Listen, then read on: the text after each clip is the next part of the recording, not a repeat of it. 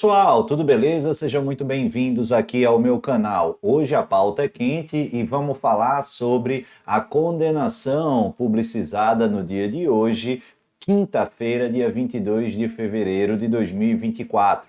A gente sabe, e pelo noticiário, vocês já devem ter pelo menos conhecimento, que o ex-jogador Daniel Alves, que jogou durante muito tempo, inclusive na seleção brasileira, foi condenado por um delito gravíssimo, que eu vou evitar reproduzir o nome, até mesmo para a gente não sofrer bloqueio aqui nessa plataforma, de agressão sexual. Vocês já entenderam, claro, e que aqui equivale a outra conduta. Esse é o nome em iuris, justamente do crime idealizado e identificado lá na plataforma normativa da Espanha, no Código Penal espanhol. E aqui vocês bem sabem qual é o equivalente. E nessa situação, a condenação se confirmou, como todas as expectativas já indicavam, todas as posturas encaminhadas pelo Poder Judiciário espanhol já davam o tom, e houve uma condenação. Para muita gente, e especialmente, inclusive, pelo menos para mim, a condenação a um quantitativo de pena deveras insuficiente ou extremamente, como é que eu posso dizer, abrandado pela gravidade, pela importância do comportamento delitivo e pelo rebuliço que havia dado destacadamente após os escândalos dessa mesma natureza identificados ali na Espanha, ali no final dos anos 2019, 2020.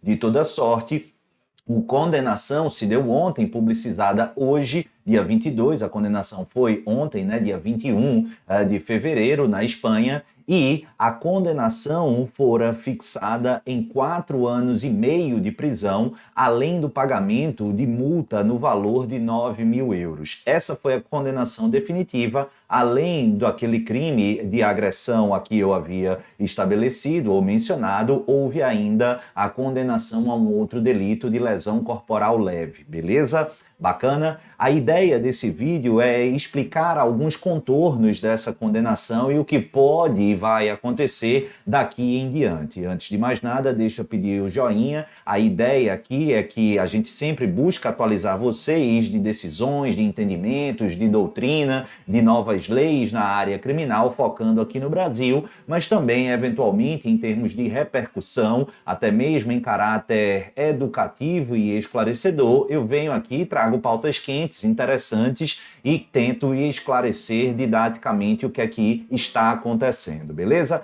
Então deixa o joinha se esse for seu interesse, não se esquece, se inscreve aqui no canal, aciona o sininho, porque sempre que eu trouxer conteúdo novo, você vai ser devidamente notificado. Sejam bem-vindos, sou o professor Pedro Coelho, ensino a área de Direito Criminal há mais de 10 anos e também há 13 anos, quase isso, sou defensor público federal, atuando sempre na seara criminal, beleza? Tranquilo? Aqui, doutores e doutoras, vale a gente resgatar que a acusação, o Ministério Público almejava a punição de 9 anos de prisão. Os advogados da vítima desejavam a pena máxima, ou seja, 12 anos. E, como eu disse, a Justiça Espanhola de primeiro grau, lá em Barcelona, fixou a pena em 4 anos e meio, além do pagamento da multa, como eu disse, no valor de 9 mil reais. Além dessa pena, vale salientar, após o cumprimento desses 4 anos e meio de prisão,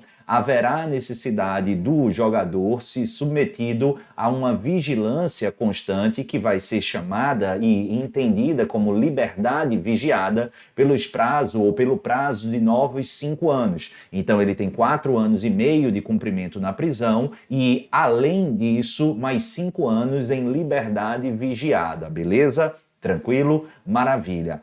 Fora isso, Pedro, há alguma coisa? Sim, ele ainda precisará pagar o equivalente a 150 mil euros à vítima a título indenizatório. É todo esse o conjunto que está estabelecido lá no contexto da sentença condenatória em desfavor do jogador. Claro, ainda há a possibilidade de recurso, tanto da acusação como da defesa. Pelo que eu li no noticiário nacional e também o espanhol, tomei esse cuidado, em especial alguns noticiários lá da Catalunha, O que é que a gente já teve? Aparentemente, a advogada que acompanha o Daniel Alves nesse caso já antecipou a necessidade de estudar a sentença, mas já adiantou que vai ter tempo suficiente, inclusive, para apresentar o recurso. Ainda não tenho informação se o órgão acusatório espanhol vai recorrer, mas acredito que sim, considerando que o pedido foi apenas deferido pela metade do ponto de vista dosimétrico. A acusação almejava, como eu disse, justamente o prazo de 9 anos de prisão e somente fora estabelecido aqui 4 anos e meio. Cuidado! Há algumas semanas para trás, a gente já tinha gravado um vídeo quando na iminência do julgamento, ou ele já havia sido iniciado, tratando desse caso. Se vocês voltarem alguns vídeos para trás, vocês terão acesso a esse vídeo. E eu disse, antecipando uma estratégia de defesa, que a quinta versão da defesa do jogador iria sugestionar que ele não era culpado do delito, mas subsidiariamente se reconhecessem aqui a autoria delitiva, buscasse justamente a atenuante do estado de embriaguez, a intoxicação alcoólica. E por quê? Porque desse reconhecimento adviria potencialmente uma atenuante de 50%, de metade.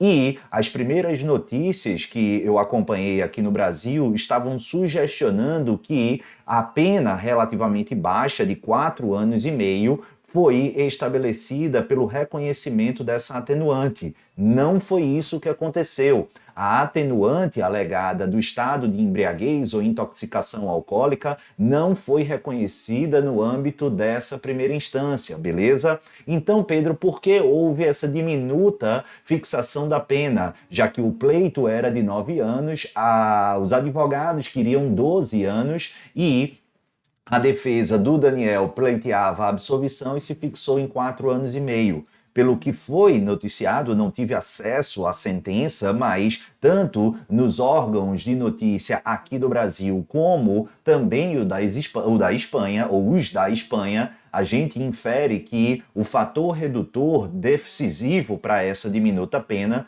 foi o fato de o jogador lá atrás ter pago, antes do julgamento, o valor de 150 mil euros, o equivalente a aproximadamente a 800 mil reais. E, de acordo com a legislação espanhola, há a previsão de outra atenuante, que é a atenuante da reparação do dano causado, no qual o acusado demonstra interesse em, aqui, voluntariamente abrandar ou atenuar reparando o dano causado.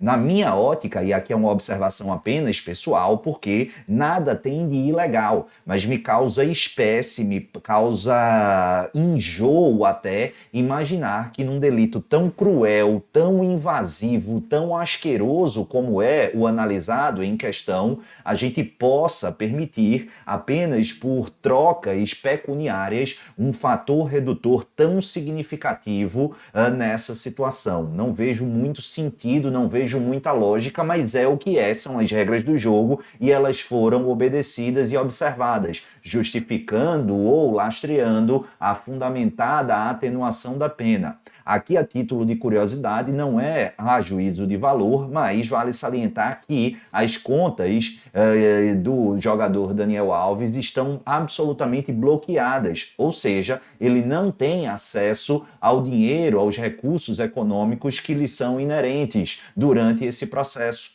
E como então Pedro ele conseguiu pagar o equivalente a 150 mil euros? Aqui, de acordo com o próprio pai do jogador Neymar, o Neymar pai, dono de algumas empresas, foi o staff do jogador Neymar e o próprio pai do jogador que fizeram um empréstimo ou doação para o Daniel Alves justamente receber e viabilizar o pagamento aqui desses 150 mil euros, beleza? Por isso que ele fez o pagamento, mesmo com as contas bloqueadas, o que, em última análise, conforme a sentença publicizada ontem e conhecida por quase todos hoje, foi possível esse fator redutor dessa pena, justamente culminando na fixação de 4 anos e meio de prisão. Aliás, destaque-se que o jogador está fundamentalmente há 13 meses cumprindo essa pena. Ou seja, na prática, há a previsão de detração na Espanha, sim. Ou seja,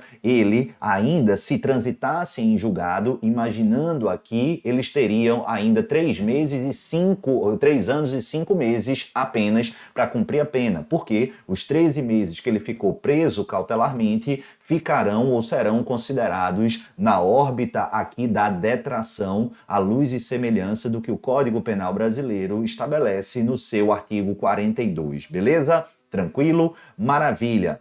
Outra coisa é, na Espanha nós também temos a perspectiva de execução da pena somente após o trânsito em julgado.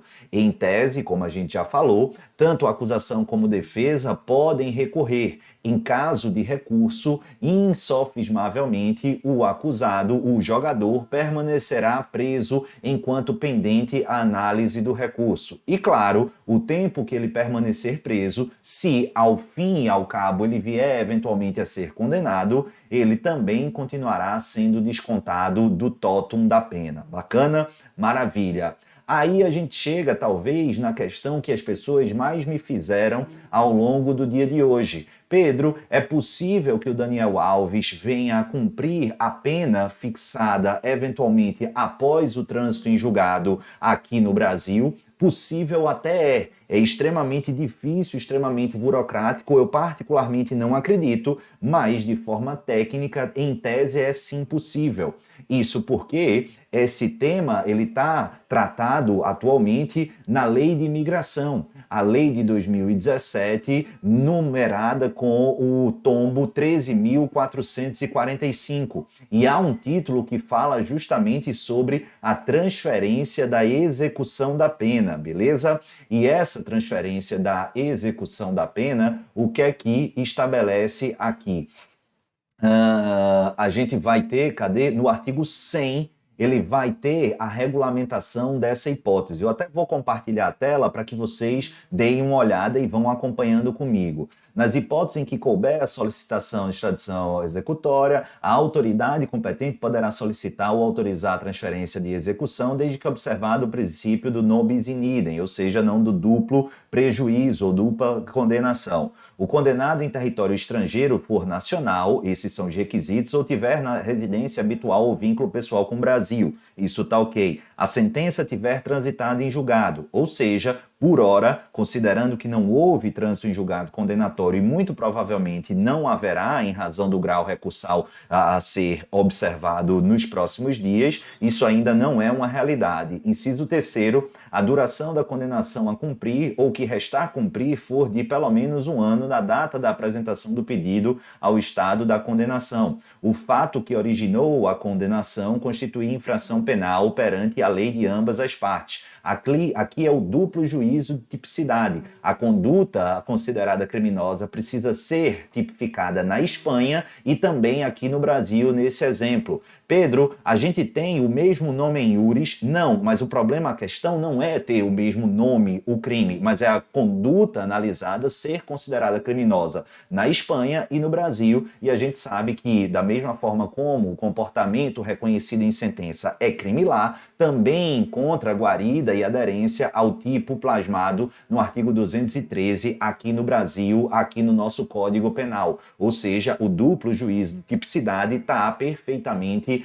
adequado, está perfeitamente apto a ser observado aqui. Artigo 101 vai para a tela. O pedido de transferência da execução da pena de Estado estrangeiro será requerido pela via diplomática ou via autoridades centrais. Aí você vai tratando, e a última observação no artigo 102, que eu reputo mais importante, caso isso venha a ser efetivamente deferido, a execução da pena será da competência da Justiça Federal, beleza? Vamos imaginar que ele comece aqui, ou já tivesse essa autorização, e após o trânsito em julgado, tudo atendido, ele viesse a cumprir pena aqui. Quais seriam as balizas normativas a serem observadas para fins de execução penal? Seria a lógica e a execução penal da Espanha ou seria a execução penal do Brasil? Aqui não há dúvida. Para a pena ser executada aqui no Brasil, nós observaríamos o disposto na Lei de Execução Penal.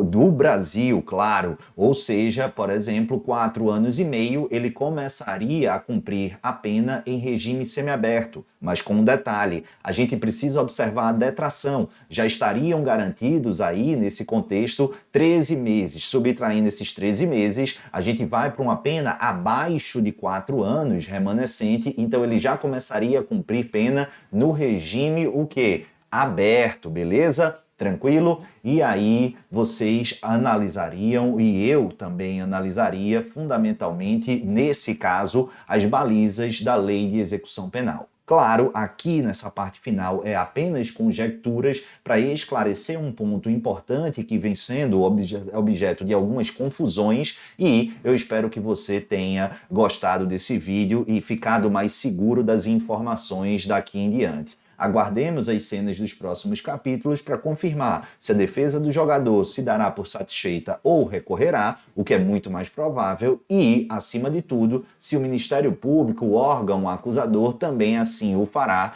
É a minha aposta, mas precisamos aguardar. E você? Achou o julgamento brando? Achou o julgamento honesto? Achou o julgamento justo? Considera que foi excessivo? Enfim, fique à vontade para interagir, para fazer o seu comentário, analisar e tecer as suas percepções. E claro, não esquece de deixar o joinha, ajudar aqui a nosso trabalho crescer e se desenvolver, e naturalmente se inscrever aqui no canal. Acione o sininho, porque sempre que eu trouxer conteúdo novo, você vai ser devidamente notificado. Um beijo no coração de todos, fiquem com o Papai do Céu e até a próxima. Tchau, pessoal. Valeu!